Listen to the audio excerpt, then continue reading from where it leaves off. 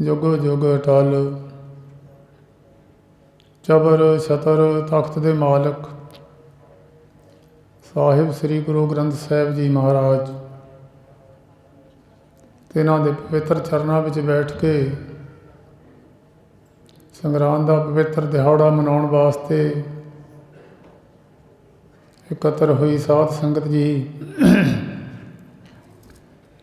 साहिब श्री गुरु ग्रंथ साहिब जी की पवित्र रसना द्वारा आप जी ने महीने का नाम सरवण किया है। पंचम पातशाह जी महाराज की पवित्र रसना द्वारा उचारिया होया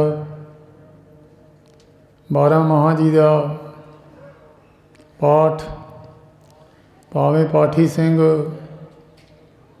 अपनी रसना तो सुणाता है, पर जदों गुरु ग्रंथ साहिब जी महाराज प्रकाश होण पाठी सिंह बाणी पढ़दा होवे फिर पाठी सिंह की आवाज़ नहीं गिनी जा सकती। फिर वो गुरु ग्रंथ साहिब जी महाराज अपनी रसना द्वारा संगत नूं महीने का नाम सरवण कराउंदे हन। बहुत बड़े भागां की निशानी है। महीने का नाम तो बहुत सारिया ने श्री अमृतसर साहिब दरबार साहिब जी के उस पवित्र स्थान तो टैलीविजनां ते जां अपने टैलीफोनां ते सरवण कर लिया होवेगा, पर एक पवित्र जगह जगह ते जाके महक वाली जगह ते जाके जिथे शरीर नूं भी शांति मिलती है ते आत्मा नूं भी शांति मिलती है। जदों तुसीं टैलीविजन देखते हो जां कोई मनुख अपने टैलीफोन ते महीने का नाम सरवण करता है, वो जगह की पवित्रता ही नहीं गिनी जा सकती। जगह की पवित्रता ही अपनी जगह ते है, महीने का नाम अपनी जगह ते है। ये जड़ियाँ पवित्र धरतियाँ ने इन्हां ते जाण दा लाभ है। पवित्र धरतियाँ ते साधु महात्मा बंदगी करते हैं, वो धरती पवित्र हो जाती है। उस धरती नूं फिर एक पवित्र नाम दिता जाता है जिसनों कहते हैं तीर्थ। तीर्थ बड़े ने दुनिया के अंदर, जिथे साधु पैर रखते हैं उत्थे तीर्थ बन जाता है। 68 तीर्थ जै साध पग धरै तै बैकुंठ जै नाम उचरै। 68 तीर्थां की महानता गुरु ग्रंथ साहिब विच भी है, वेदां शास्त्रां दे विच भी है, पर ये 68 तीर्थां की फल एको जगह तो लेना होवे जिथे साधु महात्मा बैठ के बंदगी करते हैं, परमेश्वर नाल प्यार विच जुड़ते हैं, उस धरती ते जाण दा लाभ वखरा है। उसनों कहते हैं तीर्थ। तां गुरु तेग बहादुर साहिब जी ने अपनी पवित्र रचना विच भी दर्ज किया है। तीर्थ वर्त अरदान कर मन में तरे गुमान, नानक नेहफल जात ते ज्यों कुंचर इस्नान। तीर्थां ते जाके मान नहीं कि मैं इन्नी बार फलाने तीर्थ ते गया हाँ, ਜਾਂ तीर्थां ते जाके कोई गुनाह कर लेना, फिर तीर्थ के फल तो मनुख वांझा रह जाता है। तीर्थां ते जाके निमरता के नाल जाना, और जो तीर्थां ते जाण दा कानून है उहदे अनुसार तीर्थ ते यात्रा करन जाना, फिर तीर्थ का लाभ प्राप्त होंदा है। लाभ तीर्थ ते जाण दा लाभ है, बंदगी वालियां जगह ते जाण दा लाभ है, साधु महात्मा की बंदगी बांध पुरखों के बंदगी वाली जगह ते जाण दा बहुता बड़ा लाभ है। वैसे तीर्थ बड़े ने, बहुत जगह ते गुरु साहिबां ने जगह ते 5-5 7-7 मिनट बैठे ने, ਜਾਂ किसी जगह ते 1-2 दिन बैठे ने। वो जगह फिर भी पवित्र मन के दुनिया पूजदी है, पर साधु महात्मा जिथे ਜੀਵਨ ਦੇ ਸਵਾਸ ਲਾ ਕੇ ਧਰਤੀ ਨੂੰ ਪਵਿੱਤਰ ਕਰਦੇ ਹੈ, ਉਸ ਧਰਤੀ ਤੋਂ ਜ਼ਿਆਦਾ ਮੁਨਾਫਾ ਹੁੰਦਾ ਹੈ, ਲਾਭ ਹੁੰਦਾ ਹੈ। ਇਸ ਕਰਕੇ ਸ਼ਾਸਤਰਾਂ ਵਿੱਚ ਇਹ ਬਚਨ ਲਿਖਿਆ ਹੋਇਆ ਹੈ, ਮਨ ਭਾਵਨਾ ਸ਼ੁੱਧ ਕਰਕੇ ਮਨ ਦੇ ਅੰਦਰ ਮਲੀਨਤਾ ਹੀ ਨਾ ਹੋਵੇ। ਜੋ ਤੀਰਥਾਂ 'ਤੇ ਜਾਣ ਦਾ ਕਾਨੂੰਨ ਹੈ, ਉਸ ਕਾਨੂੰਨ ਮੁਤਾਬਕ ਮਨੁੱਖ ਤੀਰਥ 'ਤੇ ਜਾਵੇ, ਫਿਰ ਉਸ ਮਨੁੱਖ ਨੂੰ ਇੱਕ ਇੱਕ ਕਦਮ ਚੱਲ ਕੇ ਜਾਵੇਗਾ ਔਰ ਇੱਕ ਕਦਮ 'ਤੇ 100 ਸਮੇਤ ਜਗ ਦਾ ਫਲ ਪ੍ਰਾਪਤ ਹੁੰਦਾ ਹੈ। ਅਸਮੇਤ ਅੱਗੇ ਦਾਨ ਕਰਦੇ ਹੁੰਦੇ ਸਨ, ਅਸਮੇਤ ਗਜਮੇਦ ਹਾਥੀ ਘੋੜੇ ਇਹਨਾਂ ਨੂੰ ਮਾਰ ਕੇ ਜੱਗ ਕਰਿਆ ਕਰਦੇ ਸਨ, ਇਹਨਾਂ ਦਾ ਫਲ ਪ੍ਰਾਪਤ ਕਰਦੇ ਸਨ। ਅਸਮੇਤ ਜੱਗ ਦਾ ਵੀ ਬਹੁਤ ਵੱਡਾ ਫਲ ਗਿਣਿਆ ਗਿਆ ਹੈ। ਸੋਨੇ ਚਾਂਦੀ ਦੇ ਬਰਤਨ ਹੋਣੇ, ਇਲਾਕੇ ਦੇ ਸਾਧੂ ਮਹਾਤਮਾ ਇਕੱਠੇ ਕਰਨੇ, ਕੋਈ ਸਾਧੂ ਮਹਾਤਮਾ ਇਲਾਕੇ ਦਾ ਰਹਿ ਨਾ ਜਾਵੇ ਅਤੇ ਸੋਨੇ ਚਾਂਦੀ ਦੇ ਬਰਤਨ ਜਿਹੜੇ ਆ ਮਹਾਤਮਾ ਨੂੰ ਪ੍ਰਸ਼ਾਦਾ ਛਕਾਉਣਾ, ਉਹਨਾਂ ਨੂੰ ਵਾਪਸ ਨਹੀਂ ਲੈਣਾ। ਉਹ ਫਿਰ ਅਸਮੇਤ ਜੱਗ ਫਿਰ ਕੋਈ ਵਿਘਨ ਨਾ ਪਵੇ, ਫਿਰ ਉਹ ਫਲੀ ਭੂਤ ਗਿਣਿਆ ਜਾਂਦਾ ਸੀ। ਇੰਨਾ ਲਾਭ ਹੈ ਸਾਧੂ ਮਹਾਤਮਾ ਦੇ, ਬੰਦਗੀਮਾਨ ਪੁਰਖਾਂ ਦੇ ਪਵਿੱਤਰ ਅਸਥਾਨਾਂ 'ਤੇ ਜਾ ਕੇ ਚੱਲ ਕੇ ਜਾਣ ਦਾ ਲਾਭ ਹੈ। ਸੋ ਜਿਨ੍ਹਾਂ ਦੇ ਵੱਡੇ ਭਾਗ ਹੁੰਦੇ ਹਨ, ਕਰਮ ਬੁਲੰਦ ਹੁੰਦੇ ਹਨ, ਉਹਨਾਂ ਮਨੁੱਖਾਂ ਨੂੰ ਇਹ ਸੋਝੀ ਆਉਂਦੀ ਹੈ, ਦੂਜਿਆਂ ਨੂੰ ਸੋਝੀ ਨਹੀਂ ਆਉਂਦੀ। ਕਿਸੇ ਮਨੁੱਖ ਦੀ ਦਿਮਾਗੀ ਸ਼ਕਤੀ ਜ਼ਿਆਦਾ ਹੁੰਦੀ ਹੈ, ਕਿਸੇ ਦੀ ਘੱਟ ਹੁੰਦੀ ਹੈ, ਕਿਸੇ ਦੀ ਸੋਚ ਵੱਡੀ ਹੁੰਦੀ ਹੈ, ਕਿਸੇ ਦੀ ਛੋਟੀ ਹੁੰਦੀ ਹੈ। ਆਪਣੀ ਦਿਮਾਗੀ ਸੋਚ ਦੇ ਨਾਲ ਹੀ ਮਨੁੱਖ ਪਰਮੇਸ਼ਰ ਕੋਲ ਪਹੁੰਚਦਾ ਹੈ। ਆਪਣੇ ਆਪਣੇ ਦਿਮਾਗ ਦੀ ਸੋਚ ਹੈ। ਕਈ ਮਨੁੱਖਾਂ ਦੀ ਸੋਚ ਆਪਣੇ ਪਰਿਵਾਰ ਤੱਕ ਸੀਮਤ ਰਹਿੰਦੀ ਹੈ, ਕਈਆਂ ਦੀ ਸੋਚ ਆਪਣੇ ਨਗਰ ਤੱਕ ਸੀਮਤ ਰਹਿੰਦੀ ਹੈ, ਕਈਆਂ ਦੀ ਬੜੇ ਬੜੇ ਦੂਰ ਦੂਰ ਤੱਕ, ਜਿੱਥੇ ਜਿੱਥੇ ਤੱਕ ਵੀ ਸ੍ਰਿਸ਼ਟੀ ਹੈ ਉਹਨਾਂ ਦੀ ਉੱਥੇ ਤੱਕ ਸੋਚ ਰਹਿੰਦੀ ਹੈ। ਇਸੇ ਤਰ੍ਹਾਂ ਸਾਧੂ ਮਹਾਤਮਾ ਦੀ ਸੋਚ ਜਿੱਦਾਂ ਜਿੱਦਾਂ ਮਨੁੱਖ ਬੰਦਗੀ ਕਰਦਾ ਹੈ, ਹੌਲੀ ਹੌਲੀ ਪਰਮੇਸ਼ਰ ਦੇ ਨੇੜੇ ਪਹੁੰਚਦਾ ਜਾਂਦਾ ਹੈ। ਭਜਨ ਬੰਦਗੀ ਕਰਦਿਆਂ ਮਨੁੱਖ ਦੇ ਮਨ ਦੀ ਮੈਲ ਉਤਰਦੀ ਜਾਂਦੀ ਹੈ। ਇਸ ਤਰ੍ਹਾਂ ਸ਼ੀਸ਼ੇ ਨੂੰ ਤੁਸੀਂ ਸਾਫ਼ ਕਰਦੇ ਚਲੇ ਜਾਓ, ਉਹਦੇ ਵਿੱਚ ਮਨੁੱਖ ਨੂੰ ਆਪਣਾ ਮੂੰਹ ਦਿਸਣ ਲੱਗ ਜਾਂਦਾ। ਅਗਰ ਤੁਸੀਂ ਸ਼ੀਸ਼ੇ 'ਤੇ ਘੇ ਵਗੈਰਾ ਚੋਪੜ ਦਿਓ ਜਾਂ ਥੰਧਿਆਈ ਵਗੈਰਾ ਲਾ ਦਿਓ, ਸ਼ੀਸ਼ਿਆਂ ਦੇ ਵਿੱਚ ਤਾਂ ਕੋਈ ਨੁਕਸ ਨਹੀਂ ਹੁੰਦਾ, ਪਰ ਉਹਦੀ ਜਿਹੜੀ ਚਮਕ ਹੈ ਉਹਦੇ ਉੱਤੇ ਕੁਝ ਚੀਜ਼ਾਂ ਦੀ ਮਲੀਨਤਾ ਹੀ ਚੜ੍ਹ ਗਈ ਹੈ। ਇਸੇ ਤਰ੍ਹਾਂ ਮਨੁੱਖ ਆਪਣੇ ਇੰਦਰੀਆਂ ਤੋਂ ਜਦੋਂ ਬਾਹਰ ਹੋ ਜਾਂਦਾ, ਫਿਰ ਇਹਨੂੰ ਪਰਮੇਸ਼ਰ ਦਿਸਣ ਤੋਂ ਦੂਰ ਹੋ ਜਾਂਦਾ। ਆਪਣੇ ਖਾਣ ਪਾਣ 'ਤੇ ਪਰਹੇਜ਼ ਰੱਖਣਾ, ਆਪਣੇ ਇੰਦਰੀਆਂ 'ਤੇ ਪਰਹੇਜ਼ ਰੱਖਣਾ, ਇਹ ਬਹੁਤ ਵੱਡੀਆਂ ਗੱਲਾਂ ਨੇ।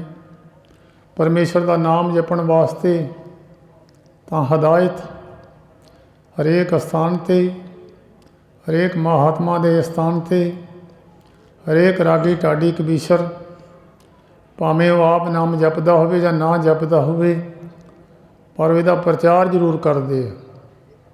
ਨਾਮ ਨੂੰ ਅੰਦਰ ਵਸਾਉਣ ਵਾਸਤੇ, ਨਾਮ ਨੂੰ ਜਪਣ ਵਾਸਤੇ ਕਿਹੜੀਆਂ ਚੀਜ਼ਾਂ ਦੀ ਜ਼ਰੂਰਤ ਹੈ? ਜਿੱਦਾਂ ਸਭ ਤੋਂ ਪਹਿਲਾਂ ਮਨੁੱਖ ਨੂੰ ਚੰਗੀ ਸਿਹਤ ਦੀ ਜ਼ਰੂਰਤ ਹੈ। ਸਿਹਤ ਚੰਗੀ ਹੋਵੇਗੀ ਤਾਂ ਮਨੁੱਖ ਬੰਦਗੀ ਵੀ ਕਰੇਗਾ, ਤਾਂ ਮਨੁੱਖ ਤਪੱਸਿਆ ਵੀ ਕਰ ਸਕਦਾ ਹੈ, ਜਪ ਵੀ ਕਰ ਸਕਦਾ ਹੈ, ਤਪ ਵੀ ਕਰ ਸਕਦਾ ਹੈ। ਇਸੇ ਤਰ੍ਹਾਂ ਮਨੁੱਖ ਨੂੰ ਆਪਣੇ ਕਰਮ ਇੰਦਰੀਆਂ 'ਤੇ ਵੀ ਧਿਆਨ ਰੱਖਣਾ ਪਵੇਗਾ। ਸਭ ਤੋਂ ਵੱਡੀ ਗੱਲ, ਜਿਸ ਨੂੰ ਮਿਲਣਾ ਹੋਵੇ, ਕਿੱਡਾ ਵੱਡਾ ਸ਼ਹਿਰ ਹੋਵੇ, ਦਿੱਲੀ ਵਰਗੇ ਸ਼ਹਿਰ ਜਾਂ ਹੋਰ ਵੱਡੇ ਵੱਡੇ ਸ਼ਹਿਰਾਂ ਵਿੱਚ ਜਾਣਾ ਹੋਵੇ, ਮਨੁੱਖ ਨਾਮ ਤੋਂ ਬਿਨਾਂ ਲੱਭਦਾ ਨਹੀਂ।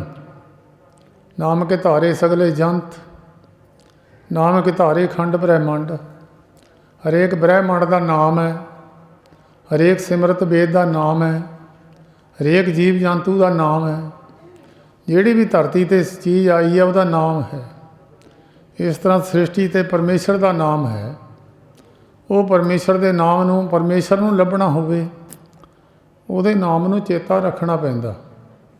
ਜੋ ਨਾਮ ਦਾ ਚੇਤਾ ਭੁੱਲ ਜਾਵੇ ਫਿਰ ਉਹ ਮਨੁੱਖ ਨੂੰ ਪਤਾ ਨਹੀਂ ਲੱਗਦਾ ਮੈਂ ਕਿੱਥੋਂ ਆਇਆ ਸੀ, ਕੀ ਕਰਨਾ ਸੀ, ਕੀ ਕਰਨ ਜਾਣਾ ਸੀ। ਅਸਲ ਮਨੋਰਥ ਪਰਮੇਸ਼ਰ ਨੂੰ ਮਿਲਣ ਦਾ ਸੀ। ਆਖਰੀ ਜੂਨ ਹੈ ਇਹ ਤੋਂ ਬਾਅਦ ਫਿਰ ਦੂਜੀਆਂ 84 ਲੱਖ ਜੂਨਾਂ ਸ਼ੁਰੂ ਹੋ ਜਾਂਦੀਆਂ। ਇਹਦੇ ਵਿੱਚ ਜਾ ਕੇ ਜਿਹੜਾ ਮਨੁੱਖ ਸੋਝੀ ਵਿੱਚ ਆ ਗਿਆ, ਜਿਸ ਨੇ ਇਹ ਗੱਲ ਸਮਝ ਲਈ ਕਿ ਮੈਂ ਕਿਸ ਕੰਮ ਨੂੰ ਆਇਆ ਸੀ, ਕਿਹੜਾ ਕੰਮ ਕਰਨਾ ਸੀ ਔਰ ਕਿਹੜਾ ਕੰਮ ਕਰ ਰਿਹਾ ਹਾਂ, ਉਹ ਮਨੁੱਖ ਦੀ ਵੱਡੀ ਸੋਚ ਹੈ। ਉਸ ਨੇ ਮਿਹਨਤ ਕਰਨੀ ਹੈ, ਕੋਸ਼ਿਸ਼ ਕਰਨੀ ਹੈ। ਜਿਹੜੇ ਮਨੁੱਖ ਅੱਗੇ ਨਿਕਲ ਚੁੱਕੇ ਨੇ ਉਹਨਾਂ ਮਨੁੱਖਾਂ ਦੀ ਸੰਗਤ ਕਰਨੀ ਜ਼ਰੂਰੀ ਬਣਦੀ ਹੈ। ਇੱਕ ਮਨੁੱਖ ਡੂੰਘੇ ਪਾਣੀ ਦੇ ਵਿੱਚ ਦੀ ਬਾਹਰ ਨਿਕਲ ਗਿਆ, ਦੂਜੇ ਪਾਸੇ ਖੜ੍ਹਾ ਹੈ। ਇੱਕ ਮਨੁੱਖ ਹਲੇ ਪਾਣੀ ਵਿੱਚ ਵੜਿਆ ਨਹੀਂ ਹੈ। ਜਿਹੜਾ ਪਾਣੀ ਵਿੱਚ ਵੜਿਆ ਨਹੀਂ ਉਹ ਦੂਜੇ ਪਾਸੇ ਵਾਲੇ ਨੂੰ ਪੁੱਛਦਾ ਹੈ। ਜੇ ਅਗਰ ਨਹੀਂ ਪੁੱਛਦਾ ਤਾਂ ਇਹ ਕਿਸੇ ਨਾ ਕਿਸੇ ਟੋਏ ਵਿੱਚ ਡਿੱਗ ਪਵੇਗਾ। ਦੂਜੇ ਮਨੁੱਖ ਨੇ ਮੰਜ਼ਿਲ ਤੈਅ ਕੀਤੀ ਹੋਈ ਹੈ, ਉਹਨੂੰ ਆਵਾਜ਼ ਮਾਰ ਕੇ ਪੁੱਛੇ ਵੀ ਮੈਂ ਕਿੱਧਰਲੇ ਪਾਸੇ ਦੀ ਆਵਾਂ। ਉਹ ਮੂਹਰੇ ਖੜ੍ਹਾ ਹੋ ਕੇ ਇੱਕ ਰਸਤਾ ਦੱਸਦਾ ਕਿ ਉਹਦੇ ਮੂਹਰਿਓਂ ਇਸ਼ਾਰਾ ਦੱਸਦਾ ਕਿ ਖੱਬੇ ਪਾਸੇ ਨੂੰ ਮੁੜ ਜਾਂ ਸੱਜੇ ਪਾਸੇ ਨੂੰ ਮੁੜ। ਇਸ ਪਾਸੇ ਨੂੰ ਨਾ ਹੋਈ, ਇੱਧਰਲੇ ਪਾਸੇ ਟੋਆ ਹੈ, ਇੱਧਰਲੇ ਪਾਸੇ ਕੰਢੇ ਹੈ। ਜੇ ਤਾਂ ਮੂਹਰੇ ਵਾਲੇ ਕਹੇ ਤਾਂ ਖੜ੍ਹੇ ਦਾ ਕਿਹਾ ਮੰਨ ਗਿਆ, ਫਿਰ ਤਾਂ ਉਹ ਰਸਤੇ ਨੂੰ ਤੈਅ ਕਰ ਗਿਆ। ਜੇ ਅਗਰ ਕੋਈ ਰਸਤੇ ਦੱਸਣ ਵਾਲਾ ਨਹੀਂ ਹੈ, ਆਪਣੀ ਮਰਜ਼ੀ ਮੁਤਾਬਕ ਰਸਤਾ ਤੈਅ ਕਰਦਾ, ਉਹ ਮਨੁੱਖ ਕਈ ਵਾਰੀ ਭੁੱਲ ਜਾਂਦਾ। ਇਸ ਕਰਕੇ ਜਿਹੜਾ ਰਸਤਾ ਦੱਸਣ ਵਾਲਾ ਉਸ ਨੂੰ ਕਹਿੰਦੇ ਸੰਤ ਮਹਾਤਮਾ, ਸਾਧੂ ਜਨ, ਬੰਦਗੀਵਾਨ ਗੁਰਮੁਖ, ਮਹਾਂਪੁਰਖ ਮੰਜ਼ਿਲ ਤੈਅ ਕਰ ਚੁੱਕੇ ਆ। ਜੇ ਕੋਈ ਕਹੇ ਵੀ ਸਾਧੂ ਮਹਾਤਮਾ ਨੂੰ ਮੈਂ ਤਾਂ ਮਿਲਣਾ ਨਹੀਂ, ਤੁਸੀਂ ਸਾਰੇ ਸਿਆਣੇ ਬੈਠੇ ਹੋ, ਤੁਹਾਡੇ ਕੋਲ ਐਡਰੈਸ ਵੀ ਹੋਵੇ। ਹੁਣ ਤਾਂ ਵੈਸੇ ਦੁਨੀਆ ਗਾਂਹ ਲੰਘ ਗਈ, ਨੈਵੀਗੇਸ਼ਨ ਲੱਗ ਗਏ, ਪਰ ਫਿਰ ਵੀ ਨੈਵੀਗੇਸ਼ਨ ਕਈ ਵਾਰੀ ਪੁੱਠੇ ਰਸਤੇ ਪਾ ਦਿੰਦਾ, ਕਈ ਵਾਰੀ ਭੀੜ ਵਿੱਚ ਵੀ ਫਸਾ ਦਿੰਦਾ, ਜ਼ਿਆਦਾ ਭੀੜੀਆਂ ਗਲੀਆਂ ਵਿੱਚ ਵੀ ਫਸਾ ਦਿੰਦਾ। ਐਡਰੈਸ ਵੀ ਹੋਵੇ, ਮਨੁੱਖ ਦੇ ਕੋਲ ਨਾਮ ਵੀ ਹੋਵੇ, ਫਿਰ ਵੀ ਜਾ ਕੇ ਉਹਨੂੰ ਸ਼ਹਿਰ ਵਿੱਚ ਕਿਤੇ ਨਾ ਕਿਤੇ ਪੁੱਛਣਾ ਪੈਂਦਾ। ਉਹ ਜਿਸ ਨੂੰ ਪੁੱਛਦੇ ਆ, ਜਿਹਨੂੰ ਪਤਾ ਹੋਵੇ ਉਹ ਦੱਸ ਦਿੰਦਾ। ਇਸ ਕਰਕੇ ਜਿਹਨੂੰ ਰਸਤੇ ਦਾ ਪਤਾ ਹੈ ਉਹਨੂੰ ਕਹਿੰਦੇ ਹਨ ਸੰਤ ਮਹਾਤਮਾ। ਸੰਤ ਮਹਾਤਮਾ ਬੰਦਗੀਵਾਨ ਗੁਰਮੁਖ ਮਹਾਂਪੁਰਖ, ਉਹਨਾਂ ਦੀ ਸੰਗਤ ਉਨੀ ਜ਼ਰੂਰੀ ਹੈ ਜਿੰਨੀ ਜ਼ਰੂਰੀ ਤੁਹਾਨੂੰ ਕਿਸੇ ਆਮ ਮਨੁੱਖ ਨੂੰ ਮਿਲਣ ਵਾਸਤੇ। ਆਮ ਕਿਸੇ ਬਾਜ਼ਾਰ ਵਿੱਚ, ਆਮ ਕਿਸੇ ਸ਼ਹਿਰ ਵਿੱਚ ਜਾ ਕੇ ਕਿਸੇ ਮਨੁੱਖ ਨੂੰ ਮਿਲਣਾ ਜ਼ਰੂਰੀ ਹੈ, ਓਨਾ ਜ਼ਰੂਰੀ ਪਰਮੇਸ਼ਰ ਨੂੰ ਮਿਲਣ ਵਾਸਤੇ ਸੰਤ ਮਹਾਤਮਾ ਜ਼ਰੂਰੀ ਹੈ। ਜੇ ਕੋਈ ਸੰਤ ਮਹਾਤਮਾ ਨੂੰ ਮਿਲੇ ਤੋਂ ਬਿਨਾਂ, ਭਗਤ ਬਿਨਾਂ ਬਹੁਤ ਡੁੱਬੇ ਸਿਆਣੇ, ਪਰਮੇਸ਼ਰ ਦੀ ਭਗਤੀ ਤੋਂ ਬਿਨਾਂ ਬੜੇ ਬੜੇ ਸਿਆਣੇ ਡੁੱਬਦੇ ਦੇਖੇ ਹੈ। ਤਾਂ ਤਿੰਨ ਚੀਜ਼ਾਂ ਮਨੁੱਖ ਦੇ ਅੰਦਰ ਪਹਿਲਾਂ ਹੋਣੀਆਂ ਜ਼ਰੂਰੀ ਨੇ, ਕਿਉਂਕਿ ਨਾਮ ਉਹਨਾਂ ਪੁਰਖਾਂ ਦੇ ਅੰਦਰ ਬੈਠਦਾ ਜਿਹਦੇ ਅੰਦਰ ਤਿੰਨ ਚੀਜ਼ਾਂ ਪਰਪੱਕ ਹੋਣ। ਪਹਿਲੀ ਤਾਂ ਉਹਨੂੰ ਚੇਤਾ ਹੋਵੇ ਮੈਂ ਕਿਹਨੂੰ ਮਿਲਣਾ, ਨਾਮ ਹੈ ਉਸਦਾ, ਉਹਨੂੰ ਕਹਿੰਦੇ ਜਪਣਾ। ਜਪਣ ਜਪਜੀ ਸਾਹਿਬ, ਜਪ ਜਪ ਕੇ ਚੇਤੇ ਰੱਖਣਾ ਵੀ ਚੇਤਾ ਨਾ ਭੁੱਲ ਜਾਵੇ। ਕਈ ਵਾਰੀ ਮਨੁੱਖ ਚੇਤਾ ਭੁਲਾ ਜਾਂਦਾ, ਉਹਨੂੰ ਚੇਤਾ ਇੱਥੋਂ ਜਾ ਕੇ ਫਿਰ ਭੀੜ ਵਿੱਚ ਫਸ ਜਾਂਦਾ, ਫਿਰ ਚੇਤਾ ਭੁੱਲ ਜਾਂਦਾ। ਉਹਨੂੰ ਚੇਤਾ ਰੱਖਣ ਵਾਸਤੇ ਇੱਕ ਚੀਜ਼ ਨੂੰ ਪਰਪੱਕ ਕਰਨਾ ਪੈਂਦਾ। ਸਿਮਰ ਸਿਮਰ ਨਾਮ ਬਾਰੰਬਾਰ, ਨਾਨਕ ਜੀ ਕਾ ਇਹ ਹੈ ਆਧਾਰ। ਚੇਤੇ ਰੱਖਣਾ ਉਹਨੂੰ ਕਹਿੰਦੇ ਜਪ, ਜਪ ਕਰਨਾ। ਕੋਈ ਵਾਹਿਗੁਰੂ ਕਰਦਾ ਹੈ, ਕੋਈ ਓਮ, ਕੋਈ ਅੱਲਾ, ਕੋਈ ਰਾਮ ਰਾਮ, ਜਿਹੜਾ ਵੀ ਕੋਈ ਨਾਮ ਜਪਦਾ ਹੈ ਉਹਨੂੰ ਚੇਤੇ ਰੱਖਣਾ, ਚੇਤਾ ਭੁੱਲ ਨਾ ਜਾਵੇ ਮੈਂ ਕਿਹਨੂੰ ਮਿਲਣ ਆਇਆ ਸੀ।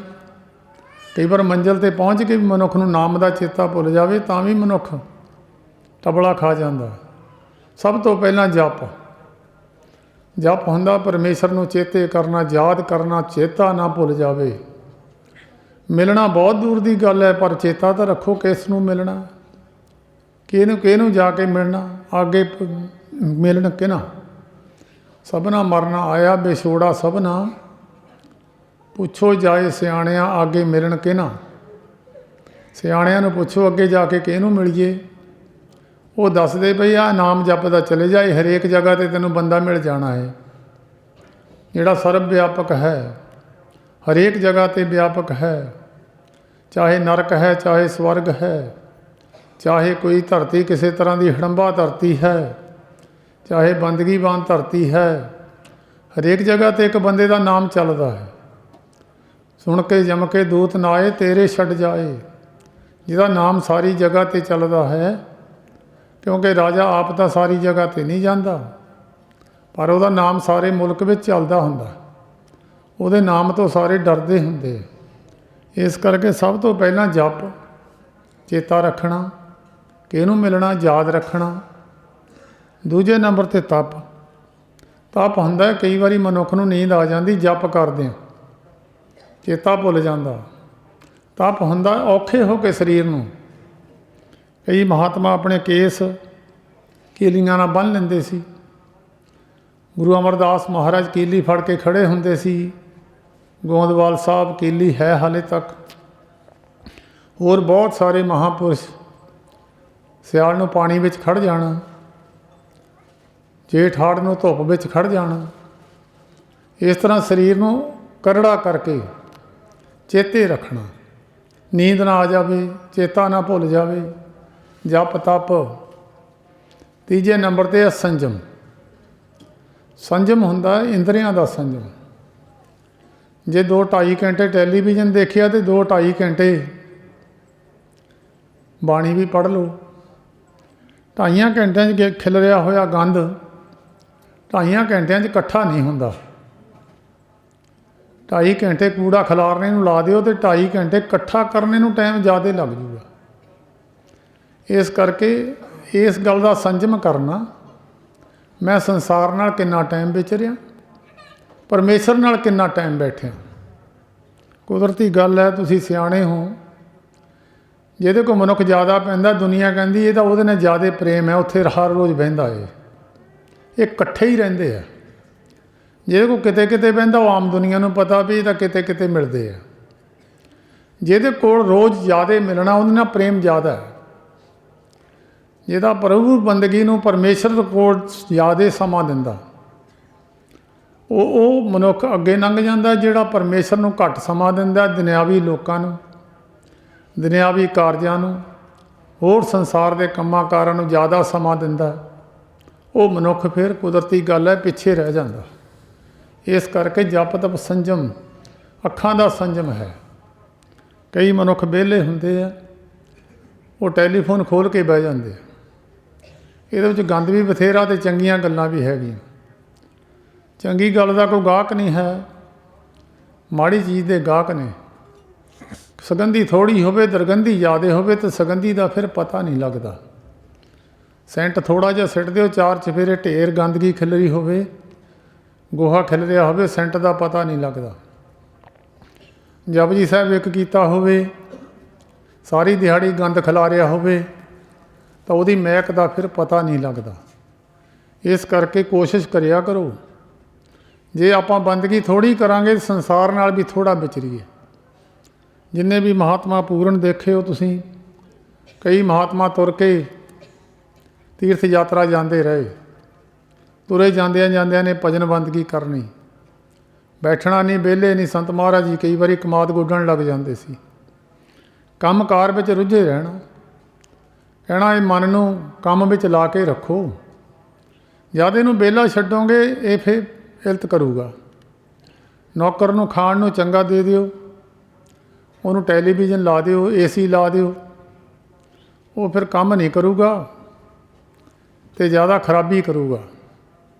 इस तरह शरीर नूं ज़्यादा सुख दे दिओ, ज़्यादा खाण नूं वधिया दे दिओ, फिर शरीर भजन बंदगी नहीं करूगा, माड़े पासे नूं जाऊगा। संत बाबा अतर सिंह जी महाराज मस्तू आने वालियां ने 2-3 यात्रा कीतियां हजूर साहब जी दियां तुर के। उदों तो रस्ते भी बहुत खराब हुंदे सी, हुण तां उन्होंने जंगल वड्ड वड्ड के पक्कियां सड़कां बन गईयां। उदों तो शेर बघेले आम तुरे फिरदे हुंदे सन जंगल दे विच। नाल एक गड़बई होना ते नाल उन्होंने कल्ले ही होना। कल्लियां ने हजूर साहब जाना ते कल्लियां ने वापस आउणा। एक बार तुरे जांदियां रस्ते में सामने दी शेर आया। ਸ਼ੇਰ ਇੱਦਾਂ ਲੰਘ ਗਿਆ। ਬਾਬਾ ਜੀ ਆਪਣੇ ਧਿਆਨ ਵਿੱਚ ਮਗਨ ਸਨ। ਜਿਹੜਾ ਗੜਵਈ ਸੀ ਉਹ ਨੱਠ ਕੇ ਦਰਖਤ 'ਤੇ ਚੜ੍ਹ ਗਿਆ। ਜਦ ਬਾਬਾ ਜੀ ਥੋੜ੍ਹੀ ਦੂਰ ਚਲੇ ਗਏ, ਉਹ ਦਰਖਤ ਵਾਲਾ ਗੜਵਈ ਉਤਰਿਆ, ਦੌੜ ਕੇ ਬਾਬਾ ਜੀ ਨਾਲ ਰਲਿਆ, ਸਾਹ ਚੜ੍ਹਿਆ ਹੋਇਆ।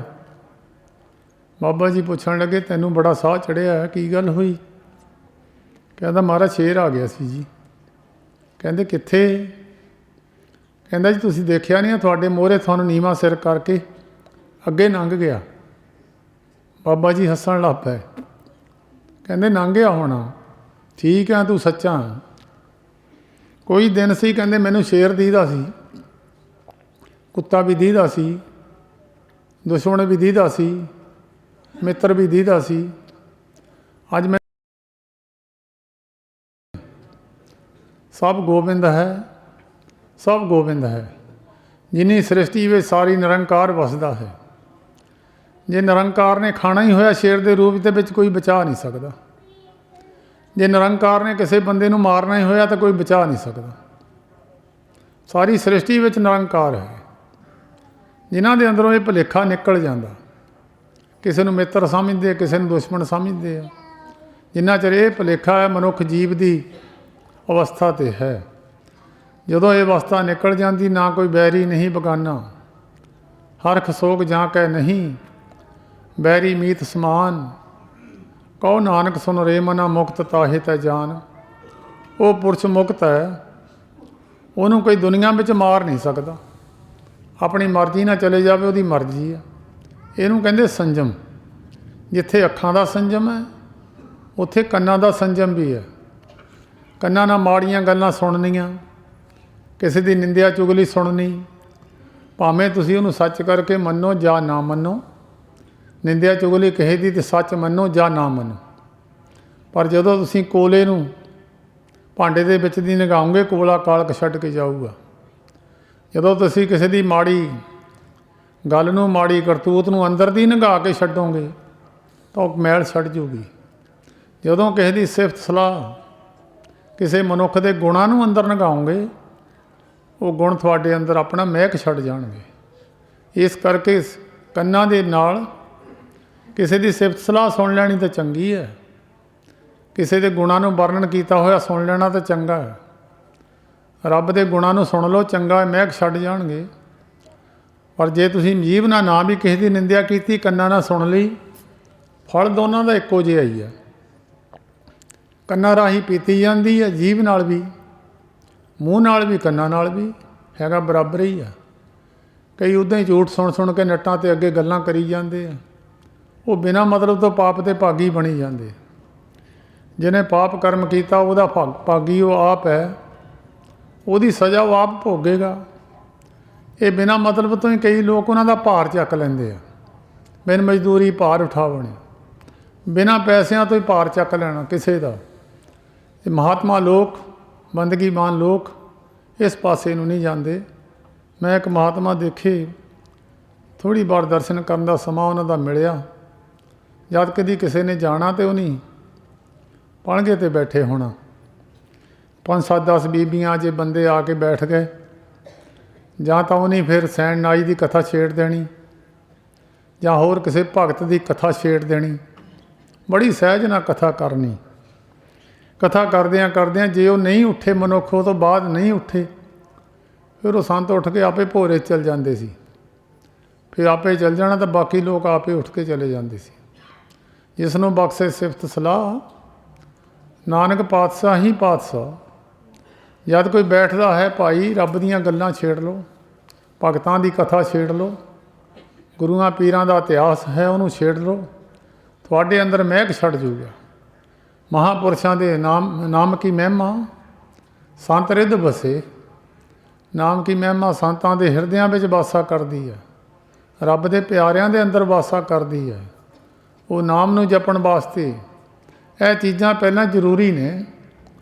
ਪਹਿਲਾਂ ਜੀਭ 'ਤੇ ਕੰਟਰੋਲ ਕਰਨਾ, ਫਿਰ ਬਾਕੀ ਇੰਦਰੀਆਂ 'ਤੇ ਕੰਟਰੋਲ ਕਰਨਾ। ਸਰੀਰ ਨੂੰ ਕਰੜਾ ਰੱਖਣਾ, ਸਰੀਰ ਨੂੰ ਬਹੁਤੇ ਸੁੱਖ ਨਹੀਂ ਦੇਣੇ। ਇਹਨੂੰ ਕਹਿੰਦੇ ਤਪ। ਭੱਠੀਆਂ ਧੂਣੀ ਬਾਲ ਕੇ ਬੈਠਣਾ। ਅੱਗੇ ਬਹੁਤ ਸਾਰੇ ਇੱਦਾਂ ਦੇ ਆਦਿ ਮਹਾਤਮਾ ਇਹ ਕਰਮ ਕਰਿਆ ਕਰਦੇ ਸੀ। ਸਰੀਰ ਨੂੰ ਔਖਾ ਕਰਕੇ ਤਾਂ ਫਿਰ ਉਹਨੂੰ ਪਰਮੇਸ਼ਰ ਦੀ ਬੰਦਗੀ ਜਾਂ ਜੀਵਨ ਜਪਣਾ ਚੇਤਾ ਨਾ ਭੁੱਲ ਜਾਵੇ। ਅੱਗੇ ਹੈ ਸੰਜਮ। ਜਿਸ ਮਨੁੱਖ ਨੇ ਆਪਣੇ ਇੰਦਰੀਆਂ ਦੇ ਸੰਜਮ ਕਰ ਲਿਆ। ਇੱਕ ਹੈ ਜੀਭ। ਜੀਭ ਸਾਰਿਆਂ ਨਾਲੋਂ ਪ੍ਰਬਲ ਇੰਦਰਾ ਹੈ। ਜਿਹੜੀ ਚੀਜ਼ ਜੀਭ ਨੂੰ ਚੀਜ਼ ਸਵਾਦ ਲੱਗਦੀ ਹੈ, ਇਹ ਫਿਰ ਹਟਦੀ ਨਹੀਂ ਹੈ। ਇਹ ਫਿਰ ਗਾਹਾਂ ਤੇ ਗਾਹਾਂ ਜ਼ਿਆਦਾ ਖਾ ਜਾਂਦੀ ਹੈ, ਸਰੀਰ 'ਚ ਵਿਆਧੀ ਆ ਜਾਂਦੀ ਹੈ। ਵੇਦਾਂ ਵਿੱਚ ਸ਼ਾਸਤਰਾਂ ਵਿੱਚ ਗੱਲ ਲਿਖੀ ਹੈ, ਸਾਰੇ ਇੰਦਰੀਆਂ ਨਾਲੋਂ ਅੱਖਾਂ, ਨੱਕ, ਕੰਨ, ਮੂੰਹ ਅਤੇ ਜੀਭ, ਇਹ ਸਾਰਿਆਂ ਇੰਦਰੀਆਂ ਨਾਲੋਂ ਇੱਕ ਪ੍ਰਬਲ ਇੰਦਰਾ ਜੀਭ ਹੈ। ਜਿਹੜਾ ਮਨੁੱਖ ਜੀਭ ਨੂੰ ਰੁਕ ਗਿਆ, ਸਾਰੇ ਇੰਦਰੇ ਰੁਕ ਜਾਂਦੇ। ਭੋਜਨ ਜੀਭ ਤੋਂ ਹੋ ਕੇ ਜਾਵੇਗਾ। ਤੁਸੀਂ ਸਤੋਗੁਣੀ ਭੋਜਨ ਖਾਓ, ਲੂਣ ਵੀ ਘੱਟ, ਮਹਾਤਮਾ ਮਿਰਚਾਂ ਵੀ ਘੱਟ, ਮਸਾਲੇ ਘੱਟ। ਸਤੋਗੁਣੀ ਭੋਜਨ ਹੈ, ਲੂਣ, ਹਲਦੀ, ਹੋਰ ਕੋਈ ਵਿੱਚ ਮਸਾਲੇ ਮਸੂਲੇ ਨਹੀਂ ਪਾਉਣੇ। ਉਹਦੇ ਨਾਲ ਜੇ ਸਤੋਗੁਣੀ ਜਿੱਥੇ ਸਰੀਰ ਮਨ ਸ਼ਾਂਤ ਰਹਿੰਦਾ, ਉੱਥੇ ਧਨ ਵੀ ਸ਼ਾਂਤ ਰਹਿੰਦਾ। ਪਰ ਜਦ ਉਹਦੇ ਵਿੱਚ ਹੋਰ ਚੀਜ਼ਾਂ ਪਾ ਦਿੱਤੀਆਂ ਜਾਂਦੀਆਂ, ਜੀਭ ਤਮੋਗੁਣੀ ਬਿਰਤੀ ਵਿੱਚ ਆ ਜਾਂਦੀ ਹੈ। ਰਾਜਸੀ ਭੋਜਨ ਬਣ ਜਾਂਦਾ ਜ਼ਿਆਦਾ ਮਸਾਲੇ ਖਾਣ ਨਾਲ। ਉਹਦੇ ਨਾਲ ਮਨ ਦੀ ਬਿਰਤੀ ਤਾਂ ਵਿਗੜਦੀ ਹੈ ਅਤੇ ਸਰੀਰ ਦੇ ਵਿੱਚ ਵੀ ਵਿਆਧੀਆਂ ਆ ਕੇ ਖੜੀਆਂ ਹੋ ਜਾਂਦੀਆਂ। ਇਹਨੂੰ ਕਹਿੰਦੇ ਸੰਜਮ, ਜੀਭ ਨੂੰ ਰੋਕਣਾ। ਇਹ ਸਾਰੇ ਤਿੰਨਾਂ ਚੀਜ਼ਾਂ ਤੋਂ ਬਾਅਦ ਚੌਥੀ ਜਗ੍ਹਾ 'ਤੇ ਧਰਮ ਆ ਕੇ ਖੜ੍ਹਾ ਹੋਇਆ। ਬਹੁਤ ਸਾਰੇ ਸਿੱਖ ਧਰਮ ਨਾਲ ਸੰਬੰਧਿਤ ਨੇ, ਬਹੁਤ ਸਾਰੇ ਹੋਰ ਧਰਮਾਂ ਨਾਲ ਸੰਬੰਧਿਤ ਨੇ। ਕੋਈ ਕਿਸੇ ਧਰਮ ਨੂੰ ਨਿੰਦਿਆ ਨਹੀਂ ਜਾ ਸਕਦਾ। ਠੀਕ ਹੈ, ਰਸਤੇ ਨੇ, ਪਗਡੰਡੀਆਂ ਨੇ, ਆਪਣੇ ਆਪਣੇ ਰਸਤੇ 'ਤੇ ਹਰੇਕ ਮਨੁੱਖ ਪਹੁੰਚ ਜਾਵੇਗਾ। ਇਹ ਹਰਖਵਾਲ ਸਥਾਨ ਹੈ। ਇੱਕ ਸੜਕ ਹਰਖਵਾਲ ਵੱਲੋਂ ਆਉਂਦੀ ਹੈ, ਇੱਕ ਪਟਰਾਣੇ ਵੱਲੋਂ ਆਉਂਦੀ ਹੈ, ਇੱਕ ਪਡੋਰੀ ਵੱਲੋਂ ਆਉਂਦੀ ਹੈ। ਕਿੰਨੀਆਂ ਸੜਕਾਂ ਨੇ। ਇਸੇ ਤਰ੍ਹਾਂ ਇਹ ਪਗਡੰਡੀਆਂ ਨੇ ਪਰਮੇਸ਼ਰ ਤੱਕ ਪਹੁੰਚਣੇ ਦੀਆਂ। ਇਹਨੂੰ ਕਹਿੰਦੇ ਧਰਮ। ਧਰਮ ਦੀ ਪੌੜੀ 'ਤੇ ਪੈਰ ਰੱਖਣ ਤੋਂ ਪਹਿਲਾਂ ਇਹ ਤਿੰਨ ਚੀਜ਼ਾਂ ਜ਼ਰੂਰੀ ਨੇ। ਜੇ ਕੋਈ ਮਨੁੱਖ ਕਹੇ ਵੀ ਮੈਂ ਅੰਮ੍ਰਿਤ ਛਕ ਲਿਆ, 5 ਕਕਾਰ ਪਾ ਲਏ, ਜੀਭ ਨੂੰ ਰੋਕਿਆ ਹੀ ਨਾ, ਜੀਭ ਨੂੰ ਰੋਕਿਆ ਨਾ, ਨਿੰਦਿਆ ਚੁਗਲੀ ਕੰਨਾਂ ਨੂੰ ਰੋਕਿਆ ਹੀ ਨਾ, ਖਾਣ ਪੀਣ ਭੋਜਨ ਵੱਲੋਂ ਜੀਭ ਨੂੰ ਰੋਕਿਆ ਨਾ, ਤਾਂ ਧਰਮ ਦਾ ਨਾਮ ਗਵਾ ਦੇਵੇ। ਧਰਮ ਨਹੀਂ ਉਹਦੇ ਪੱਲੇ ਹੋ ਸਕਦਾ, ਕਿਉਂਕਿ ਝੂਠ ਦਾ ਵੀ ਧਿਆਨ ਰੱਖਣਾ ਪੈਣਾ। ਉਹਨੂੰ ਹਰੇਕ ਚੀਜ਼ ਦਾ ਧਿਆਨ ਰੱਖਣਾ ਪਊ। ਝੂਠ ਦਾ, ਝੂਠ ਦਾ, ਸੱਚ ਦਾ, ਸੁੱਚ ਦਾ ਧਿਆਨ ਰੱਖਣਾ ਪਊ। ਇਹ ਚੀਜ਼ਾਂ ਧਰਮ ਨੂੰ 3 ਪੌੜੀਆਂ ਚੜ੍ਹ ਕੇ ਧਰਮ ਹੈ। ਉਹ ਤੋਂ ਬਾਅਦ ਸਾਧਾਂ ਦੀ ਸੇਵਾ ਹੈ। ਧਰਮ 'ਤੇ ਜਾ ਕੇ ਮਨੁੱਖ ਧਾਰਮਿਕ ਬਣਦਾ। ਧਾਰਮਿਕ ਬਣ ਕੇ ਫਿਰ ਪਰਮੇਸ਼ਰ ਦੇ ਨਾਮ ਦੇ ਨਾਲ ਜੁੜਦਾ ਹੈ। ਇਹ ਤਾਂ ਸਾਰਿਆਂ ਨੇ ਸੁਣ ਲਿਆ, ਨਾਮ ਜਪਣਾ ਜ਼ਰੂਰੀ ਹੈ।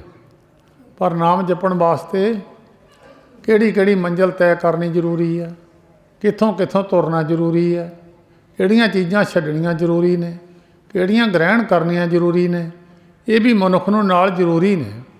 ਜੇ ਮਨੁੱਖ ਇਹਨਾਂ ਦੀ ਪਹਿਚਾਣ ਨਹੀਂ ਕਰਦਾ, ਇਕੱਲਾ ਹੀ ਬਾਣਾ ਪਾ ਕੇ, ਭੇਖ ਪਾ ਕੇ ਕਿਸੇ ਵੀ ਧਰਮ ਦਾ ਉਹ ਕਹੇ ਮੈਂ ਇਸ ਧਰਮ ਵਿੱਚ ਪਰਪੱਕ ਹਾਂ, ਨਹੀਂ। ਧਰਮ ਦੇ ਕਾਨੂੰਨ ਜਿਹੜੇ ਆ, ਕਾਇਦੇ ਕਾਨੂੰਨ ਦੱਸ ਦੇਣ ਪਏ ਠੀਕ ਹੈ, ਤਾਂ ਫਿਰ ਤਾਂ ਮੰਨਿਆ ਜਾ ਸਕਦਾ। ਗੁਰੂ ਗ੍ਰੰਥ ਸਾਹਿਬ ਜੀ ਮਹਾਰਾਜ ਵਿੱਚ ਬਹੁਤ ਬਚਨ ਐਸੇ ਲਿਖੇ ਹੈ। ਜੇ ਕੋਈ ਸਿੱਖ ਕਹੇ ਵੀ ਮੈਂ ਕਿਸੇ ਦਾ ਹੱਕ ਖਾ ਕੇ ਮੈਂ ਵੀ ਸਿੱਖ ਹਾਂ, ਗੁਰੂ ਗ੍ਰੰਥ ਸਾਹਿਬ ਕਹਿੰਦੇ ਮੇਰਾ ਸਿੱਖ ਨਹੀਂ ਹੈ। ਉਹਨੇ ਜਵਾਬ ਦੇ ਦਿੱਤਾ ਸਿੱਧਾ ਹੀ, ਮਾਰੋ ਆਪਣੇ ਆਪਣੇ ਹਿਰਦੇ ਝਾਤੀ। ਕੋਈ ਕਿਸੇ ਭਰਾ ਦਾ ਭਰਾ ਹੱਕ ਤਾਂ ਨਹੀਂ ਖਾਂਦਾ, ਕੋਈ ਕਿਸੇ ਦੀ ਹੇਰਾ ਫੇਰੀ ਨਾਲ ਚੀਜ਼ ਤਾਂ ਨਹੀਂ ਖਾਂਦਾ, ਕੋਈ ਕਿਸੇ ਨਾਲ ਠੱਗੀ ਤਾਂ ਨਹੀਂ ਮਾਰਦਾ। ਜੇ ਉਹ ਠੱਗੀ ਮਾਰਦਾ ਤਾਂ ਗੁਰੂ ਗ੍ਰੰਥ ਸਾਹਿਬ ਜੀ ਮਹਾਰਾਜ ਨੇ ਸਿੱਧਾ ਜਵਾਬ ਦੇ ਦਿੱਤਾ, ਕਹਿੰਦੇ ਗੁਰ ਪੀਰ ਹਾਮਾ ਤਾਂ ਭਰੇ ਜਾ ਮੁਰਦਾਰ ਨਾ ਖਾਏ, ਹੱਕ ਪਰਾਇਆ ਨਾਨਕ ਆਓ ਸੂਰਸ ਗਾਏ। ਕਹਿੰਦੇ ਜਿਹੜਾ ਆਪਣਾ ਹੱਕ ਖਾਊਗਾ, ਮੁਸਲਮਾਨ ਜੀ ਦਾ ਸੂਰ ਨਹੀਂ ਖਾਂਦਾ ਅਤੇ ਹਿੰਦੂ ਗਾਂ ਨਹੀਂ ਖਾਂਦਾ। ਜੇ ਹੱਕ ਖਾ ਲਿਆ, ਹਿੰਦੂ ਨੇ ਗਾਂ ਖਾ ਲਈ, ਮੁਸਲਮਾਨ ਨੇ ਸੂਰ ਖਾ ਲਿਆ। ਤਾਂ ਗੁਰੂ ਗ੍ਰੰਥ ਸਾਹਿਬ ਕਹਿੰਦੇ ਠੀਕ ਆ, ਭਾਵੇਂ ਸਾਰੀ ਜ਼ਿੰਦਗੀ ਮੱਥਾ ਟੇਕੀ ਜਾਵੇ, ਪਰ ਮੇਰਾ ਸਿੱਖ ਨਹੀਂ ਹੈ। ਜਿੱਦਾਂ ਛਾਣਬੀਣ ਕਰੀਏ ਮੇਰੇ ਖਿਆਲ ਥੋੜ੍ਹੇ ਸਿੱਖ ਨਿਕਲਣਗੇ। ਸੋ ਇਸ ਕਰਕੇ ਗਿਆਨ ਹੈ ਗੁਰੂ ਗ੍ਰੰਥ ਸਾਹਿਬ ਜੀ ਦਾ। ਇਹ ਕਿਸੇ ਦੇ ਉੱਤੇ ਖਾਸ ਧਰਮ ਨੂੰ ਨਹੀਂ, ਜਿਹੜਾ ਰੱਬ ਨੂੰ ਮਿਲਣ ਵਾਲਾ ਉਹਦੇ ਵਾਸਤੇ ਗਿਆਨ ਹੈ। ਧਰਮ ਕੋਈ ਵੀ ਹੋਵੇ, ਹਿੰਦੂ ਨੂੰ ਮਾੜਾ ਨਹੀਂ ਕਿਹਾ, ਮੁਸਲਮਾਨ ਨੂੰ ਮਾੜਾ ਨਹੀਂ ਕਿਹਾ, ਸਿੱਖ ਨੂੰ ਮਾੜਾ ਨਹੀਂ ਕਿਹਾ, ਦੂਜਿਆਂ ਧਰਮਾਂ ਨੂੰ ਮਾੜਾ ਨਹੀਂ ਕਿਹਾ, ਕਿਸੇ ਦੀ ਲਿਹਾਜ਼ ਵੀ ਨਹੀਂ ਕੀਤੀ ਅਤੇ ਕਿਸੇ ਨੂੰ ਮੰਦਾ ਵੀ ਨਹੀਂ ਆਖਿਆ। ਇਹ ਇੱਕ ਬਹੁਤ ਵੱਡੀ ਮਹਾਨਤਾ ਹੈ ਗੁਰੂ ਗ੍ਰੰਥ ਸਾਹਿਬ ਜੀ ਦੀ। ਉਹ ਵੱਖਰੀ ਗੱਲ ਹੈ, ਦੁਨੀਆ ਪੁੱਠੇ ਰਾਹ ਤੁਰ ਪਈ, ਬੇਸਤਕਾਰੀਆਂ ਕਰਨ ਵਾਲਿਆਂ ਨੂੰ ਉਹਦੀ ਸਜ਼ਾ ਮਿਲ ਜੂਗੀ, ਸਤਿਕਾਰ ਕਰਨ ਵਾਲਿਆਂ ਨੂੰ ਉਹਦਾ ਫਲ ਮਿਲ ਜੂਗਾ, ਉਹ ਆਪਣੀ ਵੱਖਰੀ ਗੱਲ ਹੈ। ਗਿਆਨ ਨਹੀਂ ਖਤਮ ਹੁੰਦਾ, ਗਿਆਨ ਦੀ ਬੇਸਤਕਾਰੀ ਕੀਤਿਆਂ ਗਿਆਨ ਖਤਮ ਨਹੀਂ ਹੁੰਦਾ। ਗਿਆਨ ਤਾਂ ਕਦੀ ਮਰਦਾ ਹੀ ਨਹੀਂ ਹੈ, ਅਗਿਆਨਤਾ ਮਰ ਜੂਗੀ। ਗਿਆਨੀ ਪੁਰਸ਼ ਮਿਲ ਜਾਵੇ, ਅਗਿਆਨਤਾ ਤਾਂ ਖਤਮ ਹੋ ਜੂਗੀ। ਜਿਹੜਾ ਗਿਆਨ ਹੈ ਉਹ ਕਦੀ ਨਹੀਂ ਜਾਂਦਾ। ਗੁਰੂ ਗ੍ਰੰਥ ਸਾਹਿਬ ਜੀ ਦਾ ਗਿਆਨ ਜਿਨ੍ਹਾਂ ਜਿਨ੍ਹਾਂ ਪੁਰਖਾਂ ਦੇ ਅੰਦਰ ਹੈ, ਉਸ ਗਿਆਨ 'ਤੇ ਚੱਲ ਕੇ ਕਿਸੇ ਨਾ ਕਿਸੇ ਮੰਜ਼ਿਲ ਨੂੰ ਤੈਅ ਕਰ ਜਾਂਦੇ ਆ। ਫਿਰ ਜਿੱਦਾਂ ਗੁਰੂ ਗ੍ਰੰਥ ਸਾਹਿਬ ਜੀ ਦੀ ਪੂਜਾ ਹੁੰਦੀ ਹੈ, ਉੱਦਾਂ ਹੀ ਉਹਨਾਂ ਮਨੁੱਖਾਂ ਦੀ ਹੁੰਦੀ ਹੈ। ਗੁਣ ਧਾਰਨ ਕਰਨੇ ਜ਼ਰੂਰੀ ਨੇ। ਗੁਰੂ ਗ੍ਰੰਥ ਸਾਹਿਬ ਜੀ ਵਾਲੇ ਗੁਣ ਜਿਨ੍ਹਾਂ ਮਹਾਂਪੁਰਖਾਂ ਵਿੱਚ ਆਏ, ਉਹਨਾਂ ਮਹਾਂਪੁਰਖਾਂ ਦੀ ਪੂਜਾ ਗੁਰੂ ਗ੍ਰੰਥ ਸਾਹਿਬ ਜੀ ਵਾਂਗਰ ਹੀ ਹੋਈ। ਸੋ ਗੁਰਮੁਖੋ, ਕੋਈ ਨਾ ਕੋਈ ਗੁਣ ਲੈ ਲਿਆ ਕਰੋ ਹਰੇਕ ਵਾਰੀ। ਜੇ ਕੋਈ ਝੂਠ ਖਾਂਦਾ, ਝੂਠ ਛੱਡ ਦਿਓ। ਜੇ ਕੋਈ ਝੂਠ ਬੋਲਦਾ, ਝੂਠ ਛੱਡ ਦਿਓ। ਜੇ ਕੋਈ ਕਿਸੇ ਦਾ ਹੱਕ ਖਾਂਦਾ, ਉਹ ਛੱਡ ਦਿਓ। ਜਾਂ ਕੋਈ ਹੋਰ ਕਿਸੇ 'ਚ ਕੋਈ ਵਿਆਧੀ ਹੈ, ਉਹ ਛੱਡ ਦਿਓ। ਫਿਰ ਤਰੱਕੀ ਤਾਂ ਹੀ ਹੈ ਜੇ ਗਿਆਨ ਸੁਣ ਕੇ ਮੰਨਣਾ ਹੀ ਨਹੀਂ ਹੈ, ਫਿਰ ਉਹਦੇ ਵਿੱਚ ਮਨੁੱਖ ਨੂੰ ਤਰੱਕੀ ਨਹੀਂ ਮਿਲ ਸਕਦੀ ਕਦੀ ਵੀ, ਭਾਵੇਂ ਜਿੰਨੇ ਮਰਜ਼ੀ ਜਨਮ ਗਿਆਨ ਸੁਣੀ ਜਾਵੇ, ਕਰੀ ਜਾਵੇ। ਕਲਯੁੱਗ ਦਾ ਪ੍ਰਭਾਵ ਹੈ। ਇਸ ਵੇਲੇ ਕਲਯੁੱਗ ਪੂਰੇ ਜ਼ੋਰਾਂ 'ਤੇ ਹੈ, ਘੋਰ ਕਲਯੁੱਗ ਹੈ। ਇੱਕ ਡਾਕਟਰ ਮਹਿਕਮਾ ਸੀ ਦਇਆਵਾਨ, ਉਹਨਾਂ 'ਤੇ ਤਾਂ ਖਤਮ ਹੋ ਗਈ ਦਇਆ। ਉਹ ਤੋਂ ਬਾਅਦ ਰਹਿ ਗਏ ਸੀ ਸਾਧੂ ਮਹਾਤਮਾ। ਜਦ ਕਿਸੇ ਨੂੰ ਡਾਕਟਰ ਜਵਾਬ ਦੇ ਦੇਣ, ਫਿਰ ਸਾਧੂ ਮਹਾਤਮਾ ਕੋਲ ਜਾਇਆ ਜਾਂਦਾ ਸੀ। ਸਾਧੂ ਮਹਾਤਮਾ ਕੋਲ ਬੇਨਤੀ ਕਰਨ ਜਾਣਾ, ਉਹ ਵੀ ਤੁਹਾਨੂੰ ਕੋਈ ਬਿਰਲਾ ਟਾਵਾਂ, ਬੰਦਗੀਵਾਨ ਪੁਰਖ ਕੋਈ ਆਪਣੇ ਸਥਾਨ 'ਤੇ ਬੈਠਾ, ਕੋਈ ਬਿਰਲਾ ਟਾਵਾਂ ਲੱਭੂਗਾ। ਉਹ ਵੀ ਇਸ ਵੇਲੇ ਟੋਲ ਕਰਦਿਆਂ ਵੀ ਬਿਰਲਾ ਪੁਰਸ਼ੇ ਹੀ ਲੱਭੂਗਾ। ਹੈਨ ਬਿਰਲੇ ਨਾ ਹੀ ਕਣੇ, ਫੈਲ ਫਕੜ ਸੰਸਾਰ। ਚੰਗੀ ਚੀਜ਼ ਦੀ ਭਾਲ ਕਰਦਿਆਂ ਨਹੀਂ ਮਿਲ ਰਹੀ, ਚੰਗੇ ਗੁਰਮੁਖਾਂ ਦੀ ਭਾਲ ਕਰ ਲਓ, ਉਹ ਵੀ ਨਹੀਂ ਮਿਲ ਰਹੇ। ਸਾਧੂ ਮਹਾਤਮਾ ਦਾ ਬਹੁਤ ਦੂਰ ਦੀ ਗੱਲ ਹੈ। ਬੰਦਗੀਵਾਨ ਪੁਰਖਾਂ ਦੀ ਘਾਟ, ਜਿਹੜੇ ਚੰਗੇ ਚੰਗੇ ਗੁਰਸਿੱਖਾਂ ਦੀ ਘਾਟ, ਕਮਾਈ ਵਾਲੇ ਪੁਰਸ਼ਾਂ ਦੀ ਘਾਟ, ਇਹ ਕਲਯੁੱਗ ਦੀ ਘੋਰ ਕਲਯੁੱਗ ਦੀ ਨਿਸ਼ਾਨੀ ਹੈ। ਸੋ ਇਸ ਕਰਕੇ ਸੰਗਰਾਂਦ ਦਾ ਦਿਹਾੜਾ 2-4 ਦਿਨ ਪਹਿਲਾਂ ਮਹਾਂਪੁਰਸ਼ਾਂ ਦੀ ਯਾਦ ਮਨਾਉਣ ਵਿੱਚ ਲੱਖਾਂ ਹੀ ਦੁਨੀਆ ਪਹੁੰਚੀ ਹੈ। ਆਪਣੀ ਆਪਣੀ ਭਾਵਨਾ ਲੈ ਕੇ ਆਏ। ਕੋਈ ਪਦਾਰਥ ਛਕਣ ਦੀ ਭਾਵਨਾ ਲੈ ਕੇ ਆਇਆ, ਉਹ ਪਦਾਰਥ ਛਕ ਗਿਆ। ਕੋਈ ਮੇਲਾ ਦੇਖਣ ਦੀ ਭਾਵਨਾ ਲੈ ਕੇ ਆਇਆ, ਮੇਲਾ ਲੈ ਗਿਆ। ਕੋਈ ਆਪਣੇ ਪੈਸੇ ਕਮਾਉਣ ਦੀ ਭਾਵਨਾ ਨਾਲ ਆਇਆ, ਉਹ ਪੈਸੇ ਕਮਾ ਕੇ ਲੈ ਗਿਆ। ਕੋਈ ਗੁਰਮੁਖ ਗਿਆਨ ਲੈਣ ਵਾਸਤੇ ਆਇਆ, ਉਹਨੂੰ ਗਿਆਨ ਮਿਲ ਗਿਆ। ਕਈਆਂ ਨੂੰ ਗਿਆਨਵਾਨ ਪੁਰਖਾਂ ਦੇ ਦਰਸ਼ਨ ਹੋ ਗਏ। ਕੋਈ ਜ਼ਰੂਰੀ ਨਹੀਂ ਕਿ ਜਾਣ ਬੁੱਝ ਕੇ ਗਿਆਨ ਵਾਨ ਪੁਰਖਾਂ ਦੇ। ਕਈ ਵਾਰੀ ਮਨੁੱਖ ਅਗਿਆਨਤਾ ਵਿੱਚ ਵੀ, ਕਈ ਸਾਧੂ ਮਹਾਤਮਾ ਗੁਪਤ ਨੇ, ਉਹਨਾਂ ਦਾ ਵੈਸੇ ਹੀ ਚਲਕਾਰਾ ਬਚ ਜਾਵੇ, ਉਹਦਾ ਅਸਰ ਹੋ ਜਾਂਦਾ। ਇਹ ਜੇ ਨਹੀਂ ਵੀ ਪਤਾ ਗਿਆਨਵਾਨ ਪੁਰਖ ਜਾਂ ਬੰਦਗੀਵਾਨ ਕੌਣ ਹੈ, ਅਤੇ ਸੂਰਜ ਤਾਂ ਸੂਰਜ ਹੈ, ਉਹਦਾ ਲਿਸ਼ਕਾਰਾ ਤਾਂ ਪਊਗਾ ਹੀ। ਇਸ ਕਰਕੇ ਗੁਰਮੁਖੋ, ਅੱਜ ਸੰਗਰਾਂਦ ਦਾ ਪਵਿੱਤਰ ਦਿਹਾੜਾ ਮਨਾਉਣ ਵਾਸਤੇ ਤੁਸੀਂ ਸਾਰੇ ਇਕੱਤਰ ਹੋਏ ਹੋ। ਇਹ ਮੱਘਰ ਦਾ ਮਹੀਨਾ, ਕੱਤਕ ਦਾ ਮਹੀਨਾ ਸਮਾਪਤ ਹੋ ਗਿਆ। ਕੱਤਕ ਦੇ ਮਹੀਨੇ ਵਿੱਚ ਉਪਦੇਸ਼ ਸੀ ਸਤਿਗੁਰੂ ਜੀ ਦਾ, ਕੱਤਕ ਕਰਮ ਕਮਾਵਣੇ ਦੋਸ਼ ਨਾ ਕਾਹੂ ਜੋਗ। ਜਾਂ ਮਨੁੱਖ ਆਪਣੀ ਮੰਜ਼ਿਲ 'ਤੇ ਮਿਹਨਤ ਕਰਦਿਆਂ ਨਹੀਂ ਪਹੁੰਚਦਾ, ਫਿਰ ਉਹ ਕਈ ਵਾਰੀ ਦੂਜਿਆਂ ਦੇ ਦੋਸ਼ ਕੱਢਣ ਲੱਗ ਪੈਂਦਾ। ਫਲਾਣੇ ਬੰਦੇ ਨੇ ਮੇਰੇ ਨਾਲ ਐਂ ਕੀਤੀ, ਉਹਨੇ ਮੇਰੇ ਨਾਲ ਐਂ ਕੀਤੀ, ਮੈਂ ਇਹ ਕੰਮ ਕਰਨਾ ਸੀ ਧਰਮ ਦਾ, ਉਹਨੇ ਮੈਨੂੰ ਕਰਨ ਨਹੀਂ ਦਿੱਤਾ। ਅਤੇ ਗੁਰੂ ਅਰਜਨ ਦੇਵ ਮਹਾਰਾਜ ਕਹਿੰਦੇ, ਤੇਰਾ ਹੀ ਦੋਸ਼ ਹੈ। ਜੋ ਮੈਂ ਕੀਆ ਸੋ ਮੈਂ ਪਾਇਆ, ਦੋਸ਼ ਨਾ ਦੀਜੈ ਅਵਰ ਜਨਾ। ਜਾਂ ਤੇਰੇ ਕਰਮਾਂ ਵਿੱਚ ਫਰਕ ਸੀ ਭਾਈ, ਤੂੰ ਉੱਥੇ ਨਹੀਂ ਪਹੁੰਚ ਸਕਿਆ। ਤੇਰੀ ਪੜ੍ਹਾਈ ਨਹੀਂ ਸੀ, ਤੂੰ ਉੱਥੇ ਤਾਈਂ ਪਹੁੰਚ ਨਹੀਂ ਸਕਿਆ। ਉਹ ਤੋਂ ਬਾਅਦ ਫਿਰ ਦੱਸਿਆ, ਜਿਹੜੇ ਮਨੁੱਖ ਉੱਥੇ ਪਹੁੰਚ ਜਾਂਦੇ ਉਹਨਾਂ ਨੂੰ ਕੀ ਮਿਲ ਜਾਂਦਾ। ਜਿਹੜੇ ਪਹੁੰਚ ਜਾਂਦੇ ਆ, ਜਿਹੜੇ ਰੱਬ ਤੱਕ ਪਹੁੰਚ ਜਾਂਦੇ, ਉਹਨਾਂ ਨੂੰ ਕੀ ਮਿਲ ਜਾਂਦਾ। ਉਹਨਾਂ ਦੀ ਮਹਾਨਤਾ ਦੱਸੀ ਆ। ਮੱਘਰ ਮਾਹੇ ਸਹੰਦੀਆਂ ਹਰ ਪਿਰ ਸੰਗ ਬੈਠੜੀ ਆ। ਦੁਨੀਆ ਦੇ ਅੰਦਰ ਜਿੰਨੀ ਸ੍ਰਿਸ਼ਟੀ ਸਾਜੀ ਹੈ, ਇਸ ਜਗਤ ਮੈਂ ਪੁਰਖ ਹੈ ਇੱਕੋ ਹੋਰ ਸਗਲੀ ਨਾਰ ਸਬਾਈ। सारी दुनिया के अंदर सारे जिन्ने पुरख ने, कई नारियां ने, वो पुरख भी इस्त्रियां के रूप में हैं। गुरु ग्रंथ साहिब जी दसदे हैं हरेक पुरख इस्त्री है, मर्द नहीं है। तुसीं जन्म साखी पढ़ के देखो, गुरु अंगद देव महाराज नूं जदों भी गुरु नानक साहिब जी ने बुलाया, पुरखा कह के बुलाया। पुरख एको ही है, निरंकार। इस जगत में पुरख है एको। फलौर दे विच एक माई है, दास ने भी उहदे दर्शन किए। मैं उदों 10 साल का सी, ते साडे नेड़े उत्थे माता आई सी। उन्हां दे श्रद्धालु सी 2-4 किलोमीटर ते। मैं भी साइकिल ते गया ते बड़ी दुनिया उत्थे आई सी। वो माता अल्फ नगन रहिंदी सी, जवानी तो रह के अल्फ नगन रहना, कोई शरीर ते कपड़ा नहीं सी पहनदे। मैं भी जदों गया तो मंजे ते पए सी, शरीर ते कोई कपड़ा नहीं सी, बिल्कुल अल्फ नगन सी। फलौर दे विच हुण भी उन्हां दी जगह बनी हुई है। जदों आपां सतलुज वालों जाइए, अगे जांदियां खब्बे पासे उन्हां दा स्थान है। एक बारी वो संत महाराज उस रस्ते लंघदे सी, तो बीबी ने कहा भी अपने सेवकां नूं कहण लगी, मैनूं वस्त्र सवा के दिओ। उन्होंने वस्त्र सवा दिते। जो संत महाराज नेड़े पहुँचे, वो माई महाराज ने मिलन आई, वस्त्र पा के मिलन आई, अपने स्थान ते लैके गई। सेवादारां ने बेनती की, महाराज ये माता अगे कदी कपड़े ने सारी जिंदगी नहीं पहने, जवानी तो लैके अल्फ नगन सी ये, पर हुण थोड़े दिनों तो ये कपड़े मंगदी सी। महाराज थोड़ा जिहा मुस्करा के कहण लगे, इनू ही पुछ लो, असी की तुहानूं दसना। वो माता कहण लगी, कहंदी इस्त्री तो इस्त्री ने की पर्दा करना, ये तो सारियां इस्त्रियां। अज एक पुरख आया तो मैनूं कपड़े पहनने पे। संत महाराज हरखवालियां नूं पुरख कह के बुलाया। इस जगत में पुरख है एको, उस परमेश्वर निरंकार दे नाल जिहड़ा जुड़ गया, उन्होंने पति मिल गया, ने बाकी सारे इस्त्रियां ही हैं। तां गुरु अर्जन देव महाराज कहते मगर माह सुहंदी आ। मगर का महीना उन्हां पुरखां नूं सोभनीक है। हर पिर संग बैठड़ी आ, जिहदे इस्त्री पुरुष दोए खुश होण, फिर धन पदार्थ जो भी सब चीज़ां उन्होंने चंगियां लगदियां। हर पिर संग बैठड़ी आ, जिहड़ियां अपने पति दे संग बैठियां, निरंकार दे संग बैठियां, फिर सारी चीज़ दे मालक उही हुंदियां। फिर मालक उन्होंने चाबी फड़ा दिंदा। ये गुरु अर्जन देव महाराज ने वचन लिखिया है गुरु ग्रंथ साहिब जी, जो जन सर्व थोक का दाता, जिन्हों मैं चाबियां फड़ाइयां पाई, जिहड़े पुरुष नूं चाबियां मैं सारियां, जिन्हें सतपुरख जिन जाणिया सतगुर तिसका नाम, जिन्हें साड़ी पहचान की है, उन्होंने असी चाबियां फड़ा दित्तियां।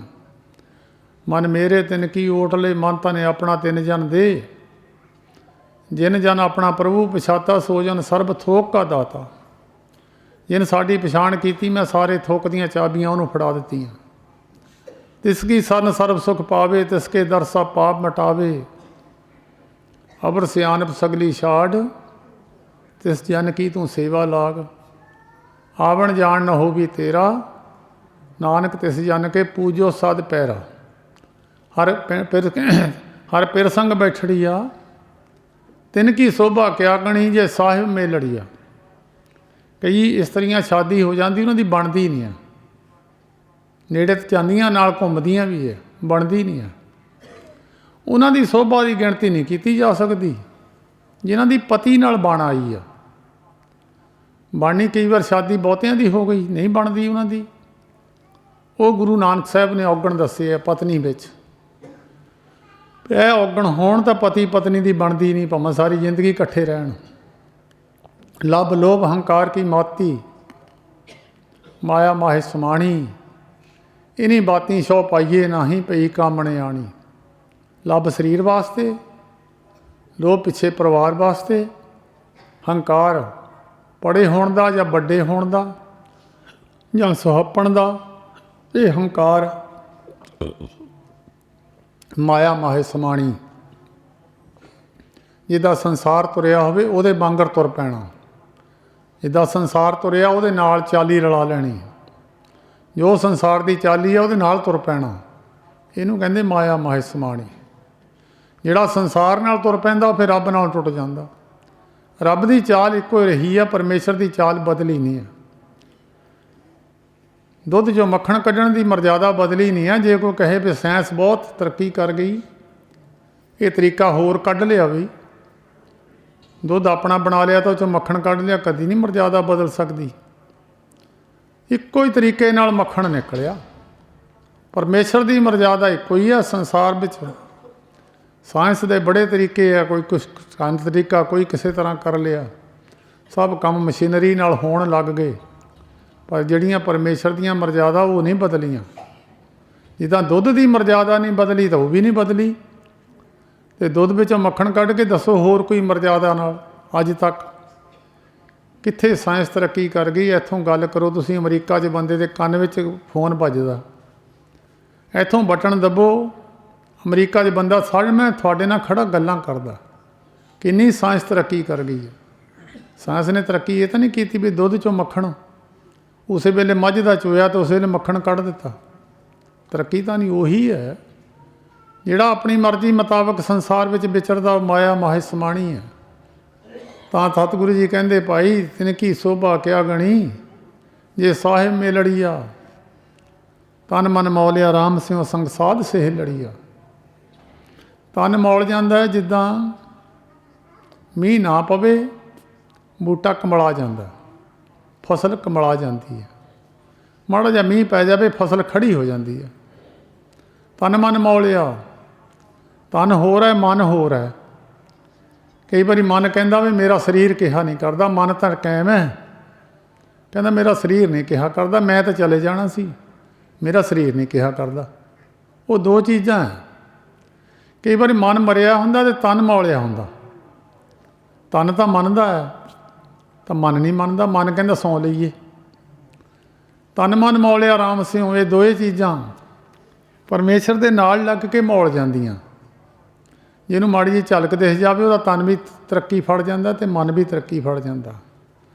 ਤਨ ਮਨ ਮੌਲਿਆ ਰਾਮ ਸਿਉ, ਜਿੱਦਾਂ ਪਾਣੀ ਦੇ ਨਾਲ ਬੂਟਾ ਤਰੱਕੀ ਵੀ ਕਰਨ ਲੱਗ ਜਾਂਦਾ, ਬੂਟੇ ਨੂੰ ਫਲ ਵੀ ਲੱਗ ਜਾਂਦਾ, ਬੂਟਾ ਅੱਗੇ ਨਾਲੋਂ ਸੁੰਦਰ ਵੀ ਲੱਗਣ ਲੱਗ ਜਾਂਦਾ, ਬੂਟੇ ਵਿੱਚ ਕਈ ਮਹਾਨਤਾ ਆ ਜਾਂਦੀਆਂ, ਉਹਦਾ ਰੰਗ ਰੂਪ ਵੀ ਬਦਲ ਜਾਂਦਾ, ਉਹਦੇ ਵਿੱਚ ਤਰੱਕੀ ਆ ਜਾਂਦੀ ਹੈ। ਪਰਮੇਸ਼ਰ ਦੇ ਨਾਮ ਦੇ ਨਾਲ ਮਨੁੱਖ ਜਿੱਥੇ ਇਹਦਾ ਤਨ ਮੌਲਦਾ ਉੱਥੇ ਮਨ ਵੀ ਮੌਲਦਾ। ਜਿਹੜਾ ਬੰਦਗੀਵਾਨ ਪੁਰਖਾਂ ਦੇ ਚਿਹਰਿਆਂ ਨੂੰ ਦੇਖੋ ਤੁਸੀਂ, ਉਹਦਾ ਚਿਹਰਿਆਂ ਨੂੰ ਦੇਖ ਕੇ ਸ਼ਾਂਤੀ ਆ ਜਾਂਦੀ ਹੈ। ਤੁਸੀਂ ਕਸਾਈਆਂ ਦੇ ਚਿਹਰੇ ਦੇਖੋ ਜਿਹੜੇ ਬੱਕਰੇ ਬੁੱਕਰੇ ਵੱਢਦੇ ਆ, ਉਹਨਾਂ ਦੇ ਚਿਹਰੇ ਦੇਖ ਕੇ ਗੁੱਸਾ ਚੜ੍ਹਦਾ, ਕਿਉਂਕਿ ਤਨ ਮਨ ਮੌਲਿਓ ਨਹੀਂ, ਮਰਝਾਇਓ ਹੈ।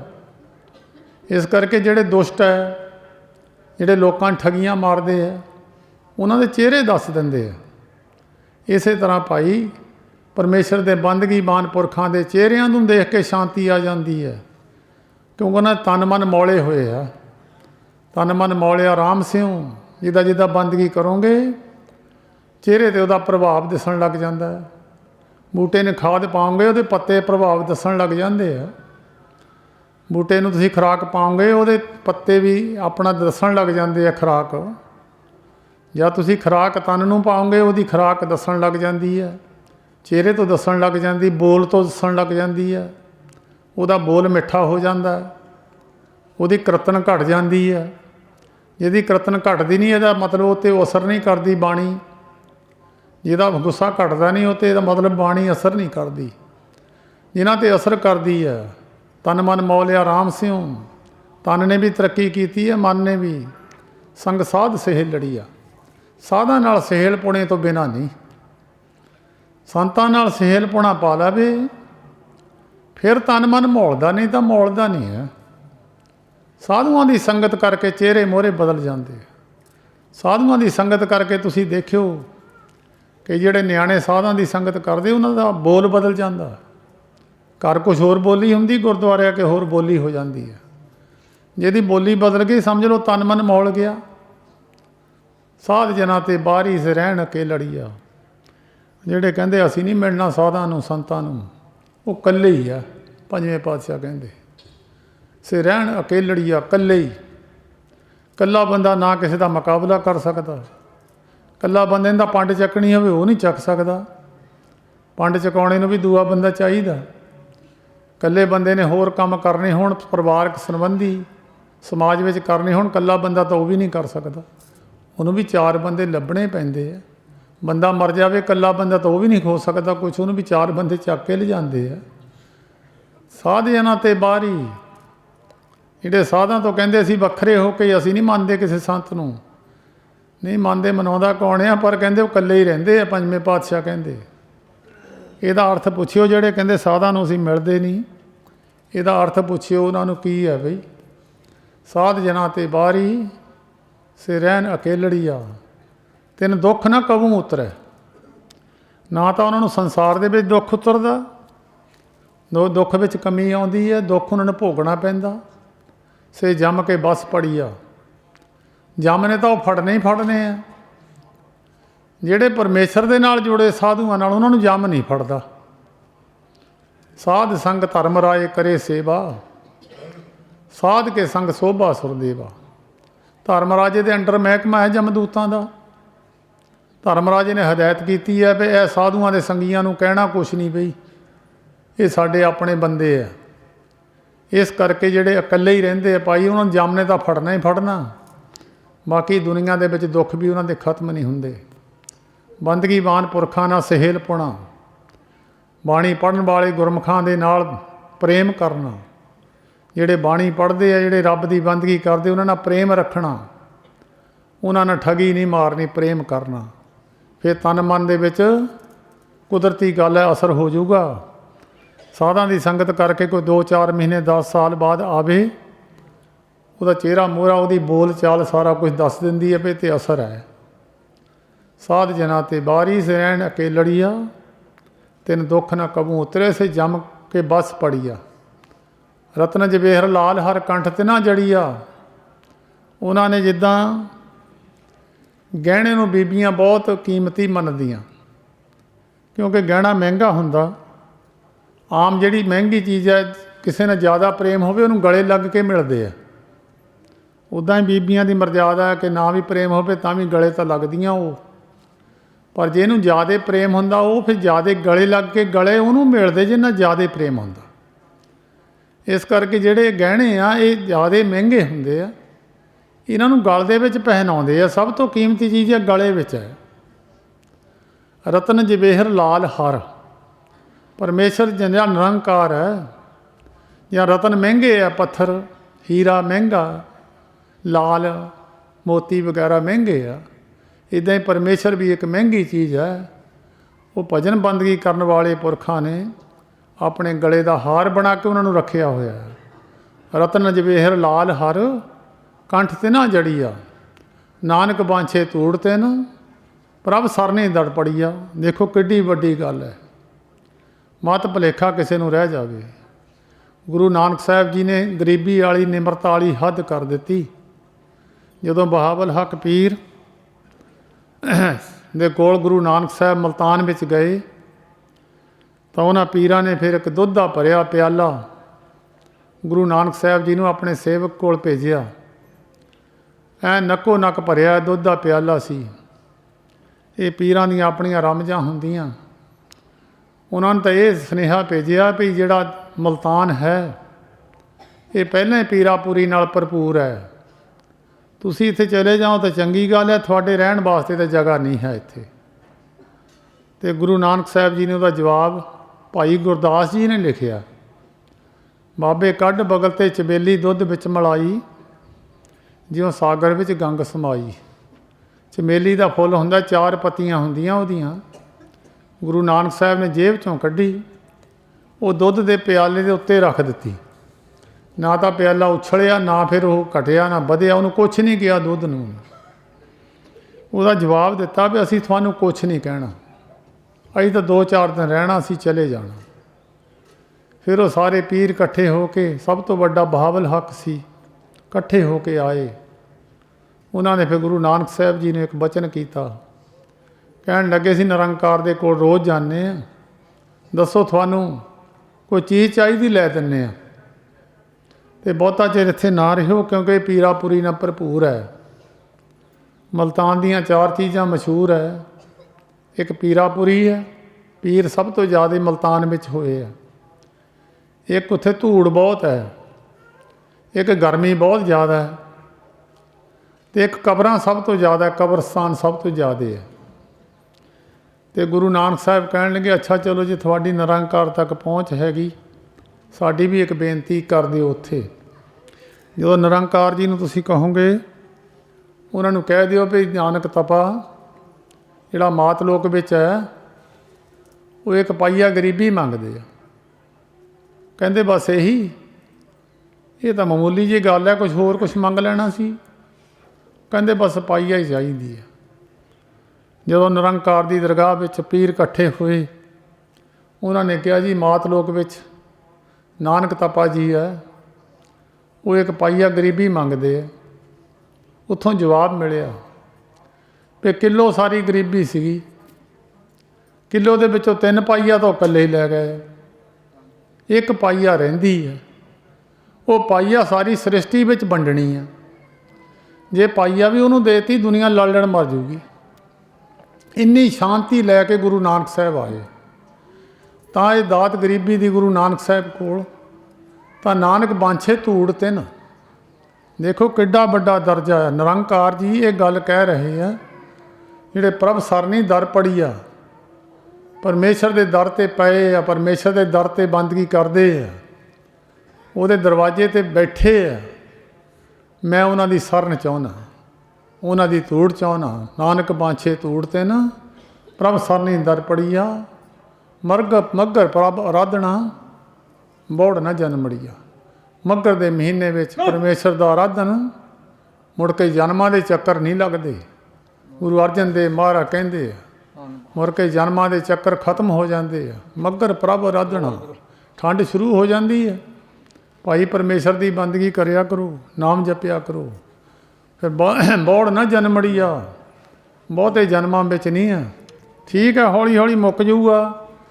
जे कोई बंदा कहे भी एको दमे तो बाट नहीं तय होंदी। जे किसी ने दिल्ली तक जाना 2-4 किलोमीटर 2-4 तुरद्या किते ना किते मंजिल तय करद्या पहुँच ही जाऊगा बंदा हौली हौली। जे कोई कहे बाट बहुत है, भाई तुरे तो बिना तो छुटकारा नहीं होना। कहो नानक के तत्त विचारा, बिन हर भजन नहीं छुटकारा। 3 चीज़ां जिहड़ा मूर्ख है वो तिन्ने सज़ा भोगदा, जिहड़ा अकलमंद है एक ही भोगदा। किसी सियाणे पुरुष ने गल सुनाई, एक बंदे ने किसी के गंढे पट लए, उन्होंने चोर फड़ लिया। वो कहते भी जां 100 रुपया दे दे, जां 100 गंढा खा ला, जां 100 जुत्तियां खा ला। उन्होंने अकल थोड़ी सी, कहता जी 100 गंढे खा लैने। उन्हें 80-90-100 गंढा गिण के रख दिता। जो 70-80 गंढे खा गया, कहता जी गंढे नहीं खा होने, 100 जुत्ती खा लैने। या 50-60-70 जुत्तियां ते पहुंचा, कहता भी रुकियो 100 रुपया दे देने। जिहड़ा अकलमंद हुंदा वो पहले 100 रुपया दे के छुटकारा हो जाना सी। भाई गुरमुखो पहले ही उत्थे वो काम तो करना ही पऊगा। जे कोई कहे भी तो बिना सरजू, बिना नहीं सरना, अखीर उस ही जगह ते आना ही पऊगा। जे कोई कहे भी मैं उत्थे आना ही नहीं, आना क्यों नहीं है? जन्मां दे चक्कर लग जाणगे। कोशिश करिया करो, मेहनत करिया करो। तुहाडे चंगे भाग है तुसीं आके बैठे हो। कई लोग खेतां 'च फिरदे आ, कोई किते फिरदा, उन्होंने भी सोझ ही नहीं है। तुहाडे सवास इस वेले कथा कर हर कर्म, सरवण हर कथा। रब की कथा सुनन नाल हर दरगह नानक उजल मथा। तुहाडा दरगाह विच माथा उजला, सत्कार होऊगा दरगाह विच तुहाडा। रब की कथा तो किते हुंदी होवे सुन लिया करो। कोई धर्म का बंदा सुणाउंदा होवे, ये नहीं भी किसी धर्म की ऐदी कथा ठीक है, निंदिया चुगली ना होवे किसी दी, किसी ते चिक्कड़ ना सिटिया होवे, किसी ते एक दूए ते चिक्कड़ सिट सिट के निंदिया करनी है, उहदे नाल ना सुनिया करो। कथा सुन लिया करो, इसदा लाभ बहुत है। इस करके भाई तुहाडे सारियां दे बड़े भाग है। धन्नवाद है तुहाडा सारियां दा। सतगुरु नानक देव महाराज किरपा करन। गुरु नानक देव महाराज का जन्मदिन आ रहा है। हुण बहुत संगतां प्रभात फेरियां गुरु नानक साहब दे आउण दी खुशी कर रहीआं ते बहुत सारियां संगतां नूं उत्साह है। चंडीगढ़ वो पवित्र स्थान कूहणी साहब ते भी ਇਹ ਬੜੀ ਧੂਮ-ਧਾਮ ਨਾਲ ਦਿਨ ਮਨਾਇਆ ਜਾਂਦਾ ਹੈ। ਸੋ ਸਾਰਿਆਂ ਦਾ ਧੰਨਵਾਦ ਜੀ। ਸਾਰੇ ਵਾਹਿਗੁਰੂ ਜੀ ਕਾ ਖਾਲਸਾ, ਵਾਹਿਗੁਰੂ ਜੀ ਕੀ ਫਤਿਹ।